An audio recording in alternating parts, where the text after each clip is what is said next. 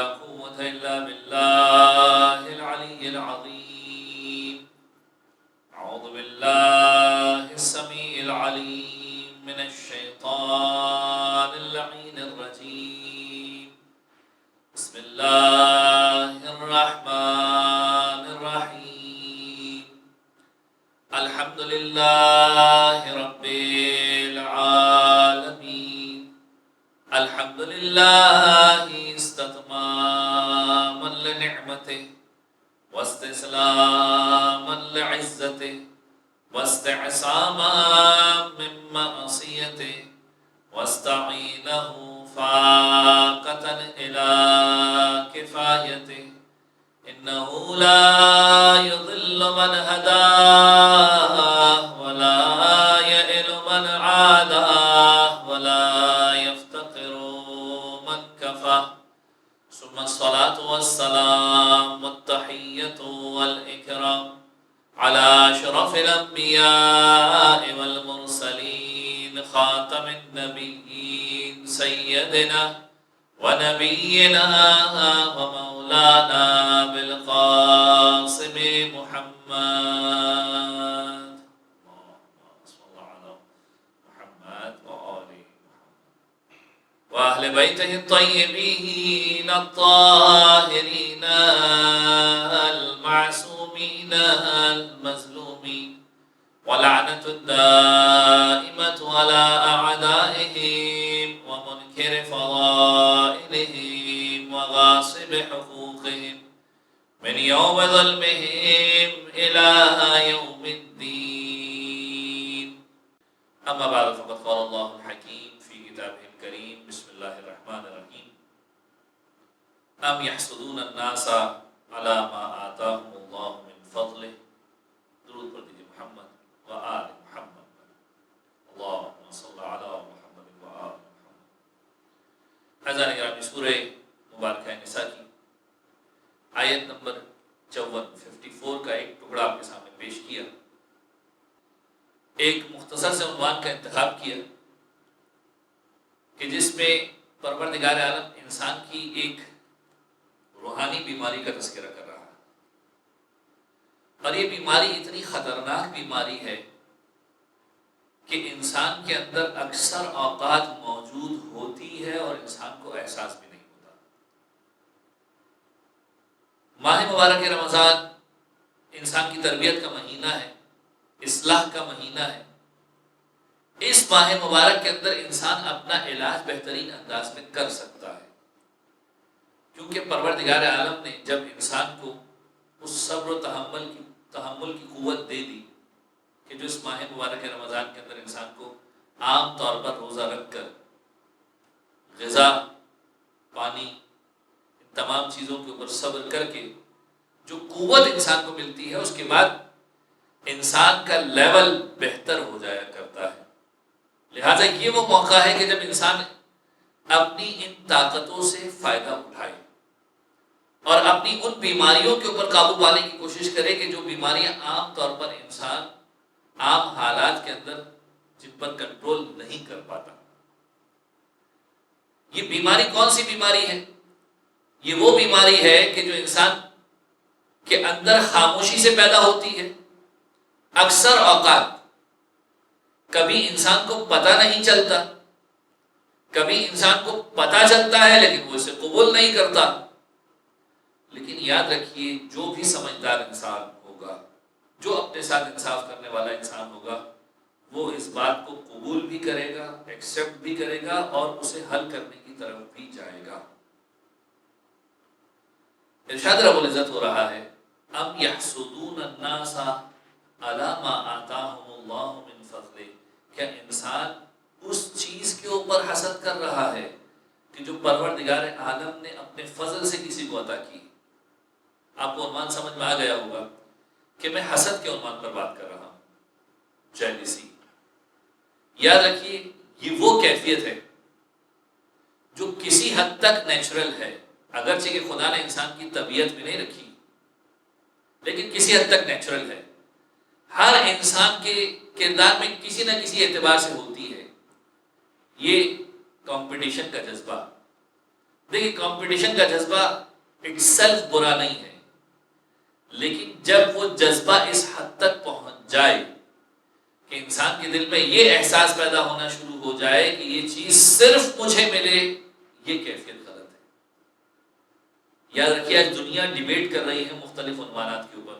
آج آپ جا کر انٹرنیٹ کے اوپر دیکھیے، دنیا ڈیبیٹ کر رہی ہے ون ون تھیوری کے اوپر۔ دنیا ون لاس تھیوری کے اوپر ڈیبیٹ نہیں کر رہی، دنیا ڈیبیٹ کر رہی ہے ون ون تھیوری کے اوپر کہ آپ بھی جیتے، دوسرا بھی جیتے، تیسرا بھی جیتے۔ یعنی کسی کے ہارنے سے کسی کی جیت، یہ وہ جذبہ پیدا ہوتا ہے کہ جہاں پر انسان دوسرے کو ہرانے کے لیے آگے بڑھتا ہے۔ اسلام کا پیغام دوسرے کو ہرانا نہیں ہے، اسلام کہتا ہے دوسرا بھی آگے بڑھے تم بھی آگے بڑھو۔ اور اسی وجہ سے جب یہ حسد ان چیزوں کے بارے میں ہو کہ جو پروردگار عالم کی طرف سے نعمتیں کسی انسان کو ملی ہے، تو در حقیقت یہ حسد خدا بند عالم کی قدرت کے اوپر، پروردگار عالم کی دی ہوئی نعمتوں کے اوپر اعتراض ہے۔ در حقیقت یہ اعتراض یہیں تک محدود نہیں رہے گا، تقسیم پروردگار کے اوپر اعتراض چلا جائے گا۔ معمولی اعتراض نہیں، اسے سمجھنے کی کوشش کیجیے۔ آیت قرآن کے اندر خدا تعالیٰ کیا کہہ رہا ہے؟ ام یحسدون الناس علی ما آتاهم اللہ من فضل، کیا انسان اس چیز کے اوپر اعتراض کر رہا ہے جو خدا تعالیٰ نے اپنے فضل سے عطا کی ہے؟ یعنی فضل پروردگار ہے کہ کسی کو زیادہ دیا ہے، انسان اس کے اوپر اعتراض کر رہا ہے۔ یاد رکھیے جذبہ انسان کے اندر پیدا ہوتا ہے، دو قسم کے جذبے۔ ایک جذبہ ایسا ہے جس کو اپریشیٹ کیا گیا ہے، پسند کیا گیا ہے، اسلام چاہتا ہے کہ تم اس جذبے کو اپنی زندگی کے اندر لے کر آؤ۔ وہ جذبہ کیا ہے؟ جسے کہا جاتا ہے رشک کا جذبہ۔ اب یہ رشک کیا ہوتا ہے؟ رشک یہ ہے کہ کسی کے پاس کوئی چیز ہے، انسان تمنا کرتا ہے کہ یہ چیز مجھے بھی ملے، لیکن تمنا صرف یہیں تک محدود ہوتی ہے کہ مجھے بھی مل جائے۔ کسی کے پاس گاڑی ہے، خدا مجھے بھی گاڑی دے دے۔ اس میں انسان یہ نہیں کہتا کہ اس کے پاس سے گاڑی چھن جائے، میرے پاس گاڑی آ جائے۔ یعنی جب دعا یہ ہو انسان کی، تمنا یہ ہو کہ اس کے پاس بھی رہے، میرے پاس بھی آ جائے، بہت اچھا جذبہ ہے، اس جذبے کو رشک کا نام دیا گیا۔ لیکن جب تمنا یہ ہو جائے کہ اس کے پاس سے وہ چیز چھن جائے، میرے پاس آ جائے، تو پھر یہ حسد کا دائرہ ہے جو انتہائی نقصان دہ۔ روایتوں کے اندر یہاں تک جملہ لکھا ہے کہ حسد انسان کو اس انداز سے کھوکھلا کر دیا کرتا ہے جس طریقے سے آگ لکڑی کو کھا جایا کرتی ہے۔ حسد انسان کو ختم کر دیا کرتا ہے۔ اور یاد رکھیے یہ وہ جذبہ ہے جو انسان کو بربادی کی طرف لے کے چلا جاتا ہے۔ تاریخ انبیاء کے اندر بھی اس کی مثالیں ملیں گی کہ حسد کے جذبے نے بھائی کو قتل کرنے پر مجبور کر دیا، قابیل نے حابیل کو قتل کر دیا، صرف اور صرف حسد کا جذبہ تھا۔ اور عام زندگی کے اندر بھی انسان، آج سوشل میڈیا کے اوپر ایک ڈیبیٹ ہے کہ انسان اپنی پازیٹیو انرجی، دیکھیں ہر انسان کے اندر پروردگار عالم نے بہترین قسم کی طاقتیں، قوتیں رکھی ہیں۔ اگر ہم ان طاقتوں کو ایک بہترین مقام پر جا کر استعمال کریں تو اس کی سب سے زیادہ بہترین آؤٹ کم ملتے ہیں۔ دنیا ڈیبیٹ کر رہی ہے کہ انسان اپنی پازیٹیو انرجی کچھ جگہوں پہ ویسٹ کر دیا کرتا ہے، ضائع کر دیا کرتا ہے۔ اگر اس کو کسی بہترین جگہ کے اوپر لگائے تو بہترین رزلٹ مل سکتا ہے، لیکن انسان اسے نیگیٹو ایسپیکٹ کے اندر یوز کیا کرتا ہے۔ اس میں سے ایک موقع ہے جیلسی۔ انسان اپنی طاقتیں لگاتا ہے لیکن غلط مقصد کے لیے لگاتا ہے، یعنی پازیٹیو انرجی یوز ہو رہی ہے نیگیٹو ایسپیکٹ کے اندر، نقصانات ہیں۔ اسی کے ذریعے سے وہ خدا و عالم کی بارگاہ میں قریب ہو سکتا تھا، غلط جگہ پہ استعمال کر کے خدا کی بارگاہ سے دور ہو رہا ہے۔ رومی نے کیا جملے کہے تھے؟ رومی سے بڑا مشہور معروف حکایت نگار مولانا رومی، کچھ باتیں بڑی کمال کی انہوں نے، لہذا میں کچھ باتوں کو کوٹ کر رہا ہوں، ان کی ساری فکر سے متفق نہیں ہو، ذہن میں رکھیے گا۔ مولانا رومی سے جب کچھ سوال کیے گئے تو رومی سے جب پوچھا گیا کہ یہ بتائیں زہر کیا ہے، تو بڑا خوبصورت جواب دیا۔ مولانا رومی نے جواب دیا کہ زہر سے مراد ہر وہ چیز جو انسان کی ضرورت سے زیادہ ہو، وہ اس کے لیے زہر بن جایا کرتی ہے۔ آج دنیا میں آپ دیکھیں آپ اس مثال کو سمجھیں گے اور آپ کو لطف آئے گا کہ کوئی بھی چیز ضرورت سے زیادہ ہو جائے تو پھر انسان کے لیے پوائزن کا کام کر دیا کرتی ہے، انسان کو برباد کر دیا کرتی ہے۔ آج ہماری زندگی کے اندر بہت ساری ایسی چیزیں ہیں، مال جب لمیٹیشن کے اندر ہو صحیح رہتا ہے، زیادہ ہو جائے پوائزن بن جایا کرتا ہے، زہر بن جایا کرتا ہے۔ پھر رومی سے سوال کیا گیا کہ یہ بتاؤ خوف کیا ہوتا ہے؟ خوف کسے کہتے ہیں؟ ڈر، فیئر۔ انسان کی زندگی میں بہت سارے کام فیئر فیکٹر کی وجہ سے ہوتے ہیں۔ خوف کس چیز کا نام ہے؟ رومی سے جب پوچھا گیا، رومی کہتا ہے کہ ان ایکسپیکٹڈ چیز کو قبول نہ کرنے کا نام ہے۔ یعنی ایک چیز اچانک سے آ گئی، آپ ایکسپیکٹ نہیں کر رہے تھے اور آپ نے اسے قبول بھی نہیں کیا، لہذا آپ ڈر رہے ہیں کہ اب کیا ہوگا۔ اگر آپ قبول کر لیں گے تو وہی چیز آپ کے لیے ایڈونچر بن جائے گی۔ کیسے ایڈونچر بنے گی؟ کہتا ہے کہ انسان پہاڑوں پہ چڑھتا ہے، اسے نہیں معلوم کہ وہ گر جائے گا۔ اگر وہ پہلے سے دماغ میں بٹھا لے کہ اتنا اونچا پہاڑ ہے، چڑھتے چڑھتے گر جاؤں گا اور یہ ہو جائے گا وہ ہو جائے گا، تو خوف دماغ میں بیٹھ جائے گا۔ لیکن اگر وہ چڑھنے کو یہ سوچ کے چڑھتا رہے کہ کتنا مزہ آئے گا، کتنی نئی نئی چیزیں سیکھنے کو ملے گی، ٹیکنیک سیکھنے کو ملے گی، تو یہی خوف ایڈونچر میں تبدیل ہو جائے گا۔ ان ایکسپیکٹڈ چیز تھی ایک، قبول نہ کرو گے خوف ہوگا، فیئر ہے کہ کیا ہونے والا ہے آگے۔ قبول کر لیا ایڈونچر بن جائے گا۔ پھر رومی سے پوچھا گیا کہ یہ بتاؤ کہ حسد کس چیز کا نام ہے؟ یہاں تک لانا مقصود تھا، اس نے باقی دو مثال آپ کے سامنے پیش کی کہ حسد کس چیز کا نام ہے۔ تو رومی کہتا ہے حسد دوسرے کی خوبی کو قبول نہ کرنے کا نام ہے، کہ دوسرے انسان کے اندر کوئی خوبی ہے، اچھائی ہے، اور تم اسے قبول نہیں کر رہے، اس چیز کا نام ہے حسد۔ اگر دوسرے کی خوبی کو قبول کر لو گے تو یہ در حقیقت موٹیویشن کا کام کرے گی۔ موٹیویشن کیا ہوتی ہے؟ آگے بڑھنے کی تحریک۔ جب تم دیکھو کہ دوسرے میں یہ اچھائی ہے، تم نے قبول کر لیا، اب تمہارا دل کرے گا کہ میں بھی اس کے جیسا اچھا بن جاؤں، یہ موٹیویشن ہے۔ انسان کو موٹیویشن کی طرف جانا ہے۔ اکثر اوقات سوال یہ پیدا ہوتا ہے، پتہ کیسے چلے کہ ہم حسد کی بیماری کے اندر گرفتار ہوئے کہ نہیں ہوئے؟ کیونکہ اگر میں آپ سے کہوں کہ آپ کے اندر حسد کا جذبہ ہے، آپ کہیں کہ نہیں بھائی میں تو الحمدللہ بچا ہوا ہوں، لیکن کہیں نہ کہیں کسی نہ کسی کونے کے اندر انسان کے اندر یہ مادہ موجود ہے۔ کیسے پتہ چلے گا انسان کو کہ انسان کے اندر یہ حسد کا مادہ موجود ہے؟ کچھ علامات ہیں۔ مولا کائنات امیر المومنین علی بن ابی طالب علیہ السلام کی حدیث ہے کہ ان علامتوں کے ذریعے سے پہچانو کہ تمہارے اندر حسد موجود ہے کہ نہیں ہے۔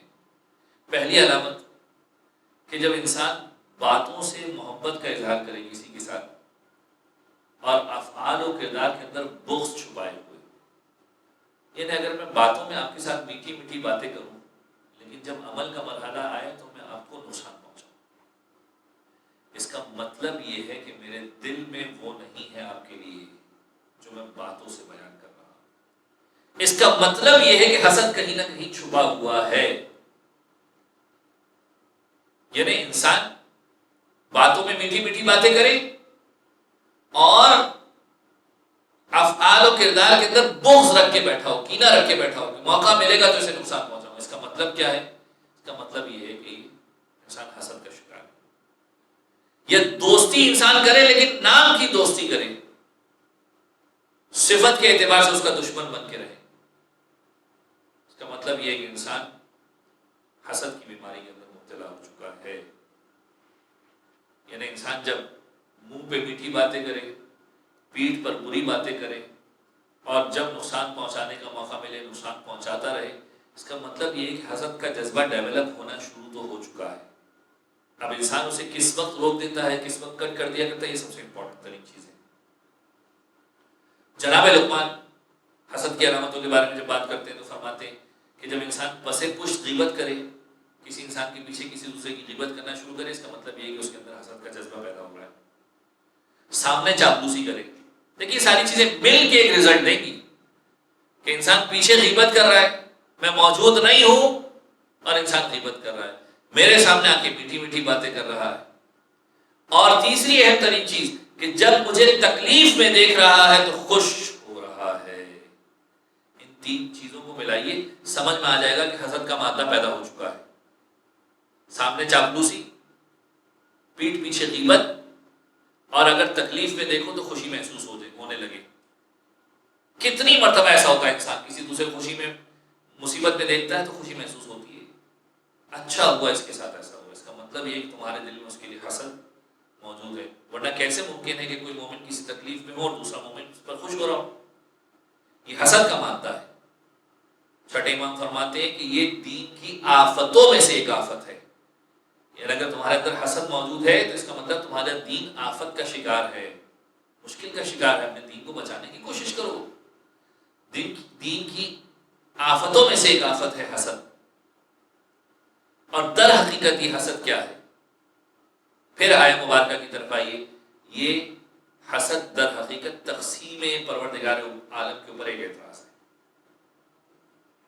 یعنی انسان در حقیقت خدا کے اوپر اعتراض کرے گا، خدا تو نے اسے زیادہ کیوں دیا، تو نے مجھے کم کیوں دیا. واقعا انسان خدا کی یہ عام اعتراض نہیں جو آپس میں نمٹ کر ختم ہو جائے گا، یہ تقسیم پروردگار عالم کے اوپر اعتراض ہو جاتا ہے. رسول خدا فرماتے ہیں خبردار خدا کی نعمتوں سے دشمنی نہ رکھو. لوگوں نے سوال کیا خدا کی نعمتوں سے کون دشمنی رکھتا ہے؟ ہر کوئی خدا کی نعمتوں کو پسند کرتا ہے. رسول اللہ فرمانے وہ لوگ جو حسد کرتے ہیں خدا کی نعمتوں سے دشمنی رکھتے ہیں، وہ پسند نہیں کرتے خدا کی نعمتوں، دشمنی رکھتے ہیں خدا کی نعمتوں سے. اور یہاں تک کہ پروردگار عالم نے جناب موسیٰ سے کلام کیا. کیا کلام کیا؟ کہ ہم نے لوگوں کو جو فضیلتیں دی ہیں اس پر حسد نہ کرو. جو لوگوں کو ہم نے فضیلتیں دی ہیں اس پر حسد نہ کرو، اس کی طرف نگاہ نہ ڈالو، اس کے پیچھے نہ پڑ جاؤ، کیونکہ حسد کرنے والا میری نعمت کے اوپر ناراض رہتا ہے. دیکھیں معاملہ شروع کہاں سے ہوا. آپ کسی انسان کو برا سمجھ رہے ہیں، کسی انسان کے پاس کوئی نعمت حاصل ہے. اب یہ حسد کے کئی عنوانات ہیں، صرف مال کے ساتھ تعلق نہیں ہے. آپ نے کسی کو ترقی کرتے ہوئے دیکھا، آپ نے حسد فیل کرنا شروع کر دیا. ایک شخص آپ کے ساتھ ساتھ پڑھتا تھا، 10 سال بعد ملاقات ہوئی، دیکھا اس کا تو بہت بڑا بزنس ہے، تم تو وہیں کے وہیں جاب کر رہے، حسد کرنا شروع کر دیا. ایک شخص نے آپ کے ساتھ بزنس شروع کیا تھا، آج وہ کہاں سے کہاں پہنچ گیا، تم اپنی چھوٹی سی دکان لے کر بیٹھے ہو، تم نے حسد کرنا شروع کر دیا. ایک شخص کو بہت ترقی مل گئی، مقام و مرتبہ مل گیا، تم اپنی جگہ پر بیٹھے تھے، تم نے حسد کرنا شروع کر دیا. دیکھیں تمنا کرنا غلط بات نہیں ہے، لیکن اس کے بارے میں برا سوچنا. اکثر اوقات انسان کیا کرتا ہے، ایسی کسی بھی چیز کو دیکھتا ہے تو انسان کی زبان پر فوراً جملہ آتا ہے. دیکھیں حسد کی علامت بتا رہا ہوں. اگر آپ اس کی ترقی پر خوش ہیں بہت اچھی بات ہے، کوئی غلط جملہ نہیں کہہ رہے، بہت اچھی بات ہے. لیکن اکثر اوقات انسان کسی کو ترقی کرتا ہوا اوپر دیکھتا ہے، کہتا ہے چوری کی ہوگی تبھی آگے بڑھا ہوگا، 2 نمبر تعلقات بڑھائے ہوں گے تبھی بڑی پوسٹ کے اوپر پہنچا ہوگا، شروع سے ہی اچھا آدمی نہیں تھا. یہ ساری کی ساری اس بات کا پتہ دیتی ہیں کہ انسان کے دل میں کوئی ایسی خواہش موجود ہے جو حسد کی طرف اشارہ کر رہی ہے. اپنی اصلاح کیجیے. در حقیقت حسد، جناب موسیٰ سے جو کلام کیا، خدا تعالیٰ کہتا ہے حاسد میری نعمت کے اوپر ناراض رہتا ہے اور میں نے جو اپنے بندوں میں تقسیم کی ہے اس کے اوپر ناراض رہتا ہے. اور اس حسد کی آخری حد یہی ہے کہ انسان دوسرے کے پاس سے نعمت کی زوال کی تمنا کرے. یعنی کسی کے پاس کوئی نعمت موجود ہے، انسان تمنا کرے کہ خدا اس کے پاس سے وہ چیز چھن جائے اور میرے پاس آ جائے. پروردگار عالم کو یہ بات پسند نہیں ہے. صادق آل محمد فرماتے ہیں حسد کی آخری حد یہ ہے کہ تم اپنے بھائی کے پاس کوئی نعمت دیکھو اور اس کے زوال کی تمنا کرو. پھر امام فرماتے ہیں ہونا تو یہ چاہیے کہ تم رشک کرو. رشک کا مطلب کیا ہے؟ کہ تم یہ تمنا کرو کہ اے پروردگار اس کے پاس بھی رہے میرے پاس بھی آ جائے. انسان تمنا کرے. دیکھیں حسد ختم کرنے کا طریقہ کار کیا ہے. حسد ختم کرنے کے لیے اس جذبے کو ڈیولپ کرنے کی کوشش کیجیے.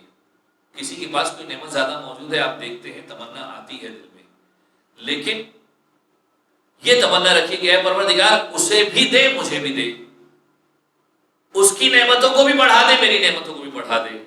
جب یہ کیفیت آپ کے اندر پیدا ہو جائے گی، یاد رکھیے دنیا کی کوئی طاقت آپ کو شکست نہیں دے پائے گی۔ جب آپ بے نیازی سیکھیں گے، بے نیاز ہونا سیکھیے، اپنے آپ کو بہتر بنانا سیکھیے۔ چھٹے امام جعفر صادق علیہ السلام کا ایک شاگرد تھا، امام کی خدمت میں آیا، اکیلا مولا آپ کے پاس بیٹھ کے بہت ساری چیزیں سیکھی ہیں۔ امام نے کہا اچھا کچھ بتا کیا سیکھا؟ اس نے کچھ 7-8 باتیں کی، روایت بڑی طولانی ہے، فقط ایک بات جو موضوع سے مربوط ہے آپ کی خدمت میں پیش کروں کہ امام کی خدمت میں عرض کرتا ہے کہ مولا میں نے دیکھا کہ لوگ رزق کی وجہ سے ایک دوسرے سے لڑ رہے ہیں، دشمن بنے ہوئے ایک دوسرے۔ بڑی پریکٹیکل بات کی آج کے دور کے اعتبار سے، مولا رزق کی وجہ سے ایک دوسرے کے دشمن بنے ہوئے ہیں، لڑ رہے ہیں، جبکہ میں نے یہ دیکھا کہ خداوند عالم کہتا ہے کہ ہم نے رزق کو تقسیم کیا ہے، نحن قسمنا بینہم معیشتہم فی الحیات الدنیا، ہم نے ان کے درمیان دنیا کی معیشت کو تقسیم کیا ہے، ہم نے ان کے درمیان دنیا کی اکانومی کو تقسیم کیا ہے۔ اس کا مطلب زیادہ دینا یا کم دینا خدا کے ہاتھ میں تھا، انسان کے ہاتھ میں نہیں تھا۔ اور پھر کہتا مولا میں نے یہ بھی دیکھا کہ حسد کرنے سے نہ میرا رزق بڑھتا ہے نہ دوسرے کا کم ہوتا ہے، تو کیوں انسان اپنے آپ کو اس کیفیت کے اندر جلاتا ہے؟ در حقیقت اپنے آپ کو اس آگ میں جلا رہا ہے جس آگ میں جلانے کا کوئی فائدہ نہیں ہے۔ انسان اپنا محاسبہ کرے، اپنے آپ کو بہتر کرنے کی کوشش کرے، اور طریقہ یہی ہے۔ 2 مختصر سے سولوشن آپ کی خدمت میں عرض کروں۔ پہلے مرحلے پر انسان جو نعمتیں اسے ملی ہیں اس کا شکر ادا کرے اور دوسروں کو دیکھنا چھوڑ دے۔ جب انسان اپنے سے بڑوں کی طرف دیکھتا ہے تو انسان کے دل میں تمنا زیادہ پیدا ہوتی ہے، بے نیازی کی کیفیت اپنائیں گے، پہلا مرحلہ۔